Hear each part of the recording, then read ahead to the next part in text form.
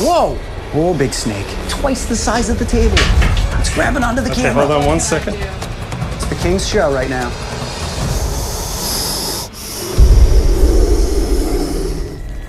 Today is the ultimate snake venom milking comparison. The moment we have been waiting for, comparing the king of snakes, the king cobra, the largest elapid in the world, to the largest viper in the world, the gaboon viper.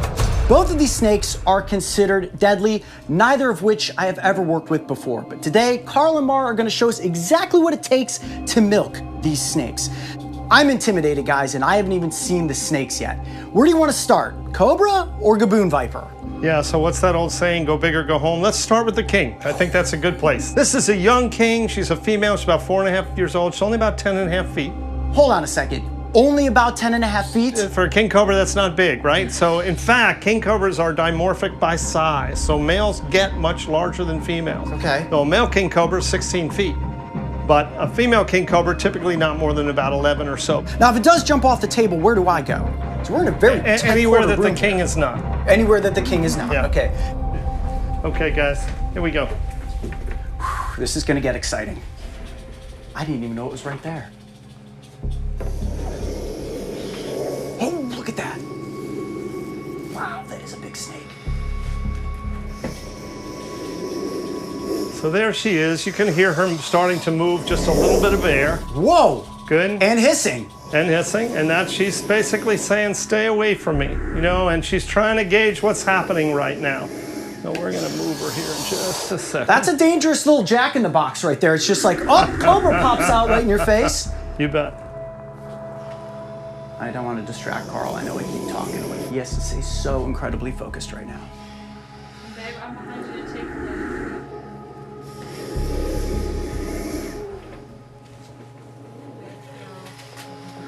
I think this is just a good opportunity for a second to give you a sense how remarkably shy even the most dangerous snakes in the world are. Yes. So you can see she doesn't want anything to do with us. She's thinking, leave me alone. I was in a dark, quiet space. Why are you agitating me?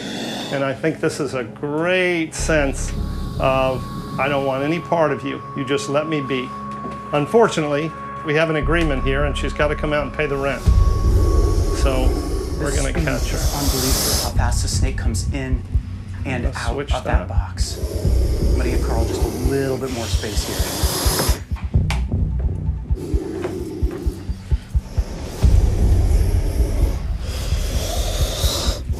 Oh, big snake.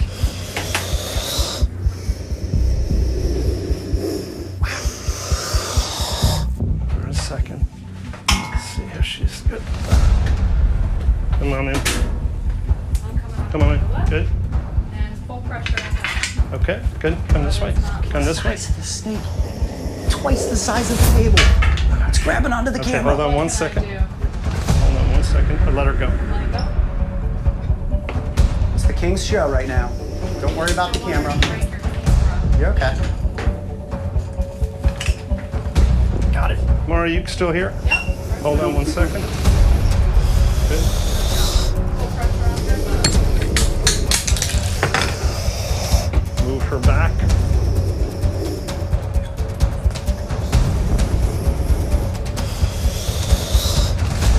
Whoa!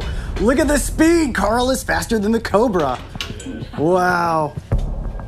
Mara, now what do you need me to do? This hand here, Oh my gosh, the snake is so big. and you can already feel that vent open, so you're gonna want to hold it shut. So you just Right keep here? yourself clean, yep, and you might have to fold your. Wow. That is me holding a king cobra. My goodness, the snake's so big around I can't even get my hand all the way around it. That's Beautiful, crazy. huh? How intimidating is it to hold the head like that? So, you know, I always think you're paying close attention anytime you're working with big elapids, right? Yeah. So we'll allow her to bite 2 or 3 times, see what we can get. King cobras, of course, are ophiophagi. They're snake eaters, almost exclusively.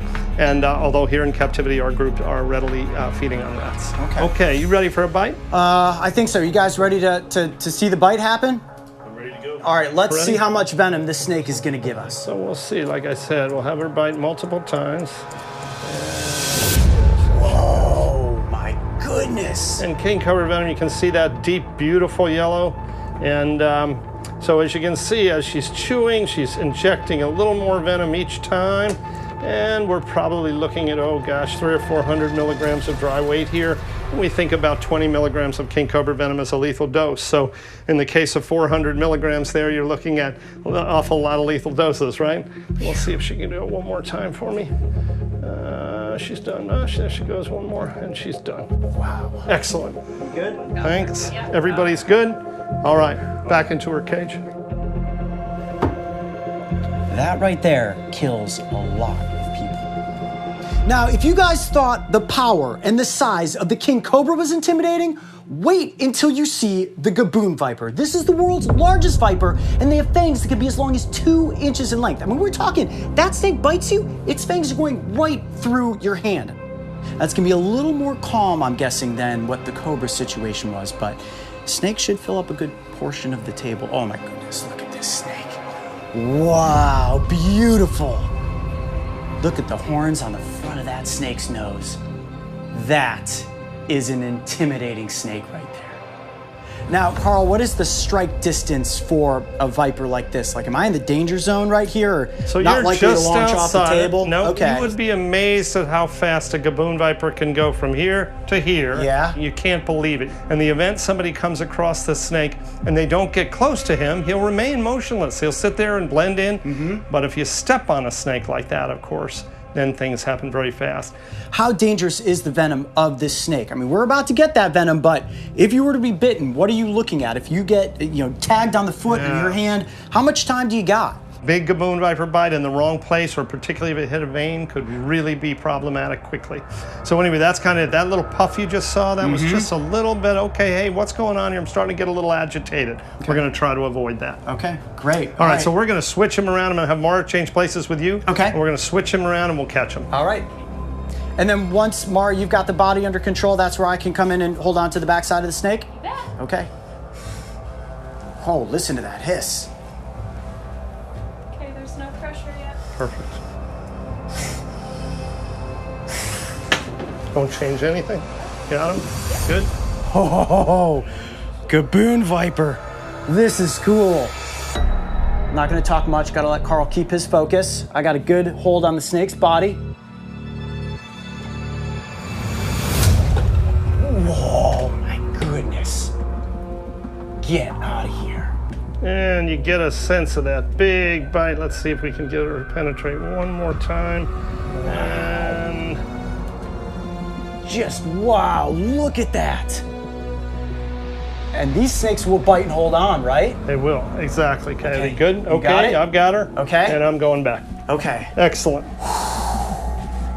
That was probably the most intimidating snake I have ever been a part of milking. That was awesome, Carl. You feel good about how that all just went down? Yeah, I thought so, right? So you got a sense of that. Really, they're just placid right up until the last minute. And then that bite is dramatic and rapid, right? And she gave us a pretty good yield today, probably 500 milligrams of venom.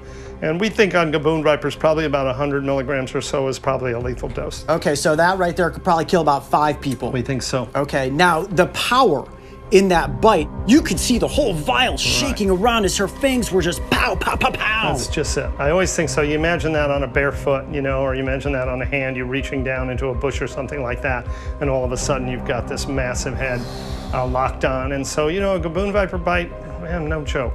Well, that was without question intimidating. Now we have milked the king cobra, we have milked the gaboon viper, and the next step in this experiment is to actually take a look at both of these venoms mixed with, of course, human blood. My blood. So this next part is going to get really interesting. I'm really curious to see what the difference will be between a lapid venom and viper venom mixed in with blood.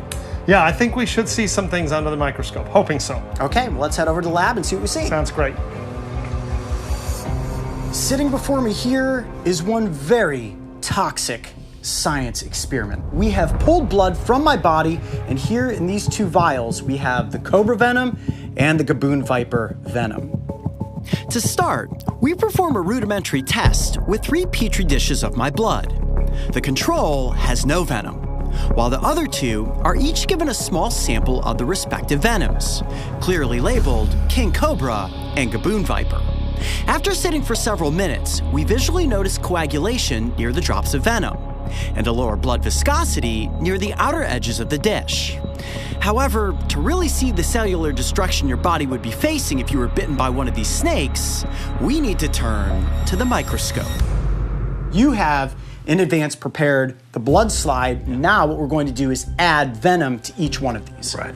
Okay, should we start with the king cobra? Yeah, let's do it. Okay. We're gonna add just 2 microliters of venom to the blood here. And that's basically just a very small drop. This is exciting. King cobra venom entering into the blood underneath the microscope. Oh, whoa, whoa. Whoa. Whoa, the blood cells are going crazy. And that's pretty much instant. And actually the venom is so thick it's pulling the blood out from underneath the slide. So it's not diffusing in, it's pulling the blood out. It's sucking the blood out from underneath the slide. This is insanity. Look at the blood cells are going berserk. And look what it's doing, it's actually pulling in the venom here. So you can see that yellow venom on the edge and all this blood's pulling out of it. It's created like a current. And so each one of these moving cells is just going to explode essentially in that little tiny drop of venom. It is like the red blood cells are getting magnetized in towards the venom, and I wonder if that has something to do with the thicker viscosity of the venom. This is beyond what I was expecting to see. King cobra venom contains neurotoxins that immediately begin to attack the victim's central nervous system, which can lead to paralysis and eventually cardiovascular collapse. It also consists of cytotoxins, which cause cell lysis. This physical breakdown of the red blood cells is what you are witnessing visually, and the accompanying pain is unbearable. Without the administration of antivenom, a king cobra bite is a guaranteed death sentence. This was a shot I really wanted to see. This I didn't is know like if we could get it, but... Zombie massacre right here. So that dark red swatch that we see there in the middle of the screen, that's all the blood cells being lysed out? Yeah, that's all the remains of your former blood cells, yeah. So it's kind of like if they were to go through like a mincing machine that's just chopping them apart and then into a wasteland. At a cellular level, yeah. All right, now that we have seen the destructive nature of the king cobra venom, it is time to take a look at the gaboon viper's venom. Remember, this is a hemotoxic venom that's just gonna destroy blood cells left and right. Ooh, this is gonna be wicked. Oh! Wowzers! So it's just instant. Instantaneous. Just 2 seconds. Look at that destruction.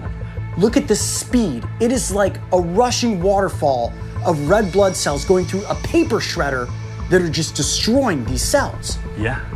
Gaboon vipers are armed with the largest fangs of any snake. And with just a single bite, they can inject a fatal yield of hemotoxic venom. What you are seeing visually is the immediate destruction of red blood cells and the inability for the cells to clot, which eventually leads to massive internal hemorrhaging. A bite from the gaboon will bring about a slow and very painful death. Now keep this in mind, when a snake is out there hunting and it bites a prey item, it needs its venom to work quickly so that the prey is immobilized and it has its meal. This is proof that that venom works incredibly fast to essentially kill something. Hunter, thank you so much for giving us this up-close look at the venom under the microscope. Today's experiment was beyond my expectations. So cool, thank you. Yeah, no, this was about as cool as it gets for a science experiment here on the Brave Wilderness channel. I'm Coyote Peterson, be brave, stay wild. We'll see you on the next adventure. Venom has evolved as a means to quickly and efficiently subdue prey items. And it's important to recognize that snakes are not looking to waste their venom on non-prey species like humans. Snake venoms rank as some of the most potent toxins in the world. But the good news is that we have a secret weapon. Every year, anti-venom saves the lives of countless bite victims worldwide. And it's the vital work people like Carl and Mara are doing that ensures this life-saving tool is available. If you would like to learn more about the work they are doing, make sure to visit their website.